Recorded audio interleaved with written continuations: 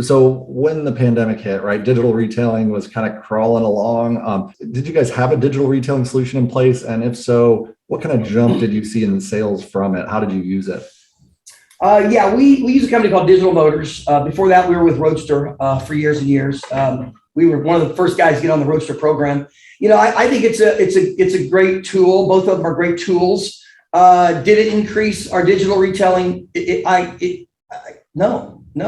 We'll do 4 to 5 deals a month out of 500 deals digitally. I think the digital retailing platform I look at it as another mousetrap, on your website. It's another way to capture a lead. And that's how I see it. Someday will digital retailing be, over 50%? Someday, but when? I couldn't tell you that. I think it's going a lot slower than anyone ever imagined. And I think that if it was going to go big, it would have went big during the pandemic.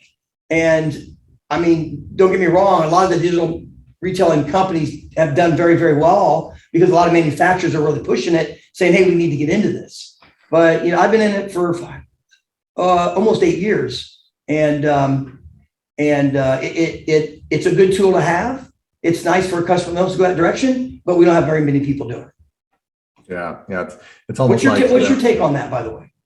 Well, I think that customers have a lot of expectations, concerns, questions as it relates to buying vehicles. And I think at the end of the day, they're still buying a vehicle, which is one of the biggest purchases. Actually, I believe when you add up the total cost of ownership of all the vehicles they have in a lifetime, I think vehicle purchasing is bigger than even the house. Mm-hmm. So I think there's just so many things that people still want to drive it, smell it, and feel it before they pull the trigger. And I think they want a reliable human being to answer their questions and address their concerns. So that's my take on it.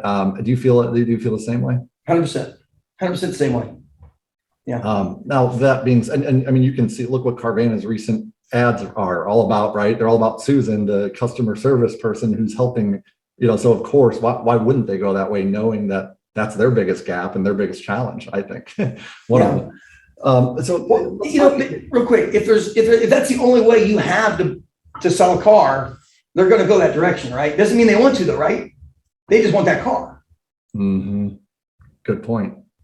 That's a really good point. So what you're saying is like they might be doing it just specifically for the vehicle because sometimes cars can and do sell themselves.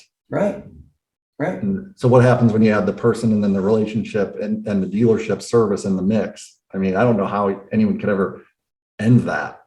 Yeah, you can't. I 100% agree. It's we're going to be here. We have to be here. And at the end of the day, they're showing up, right?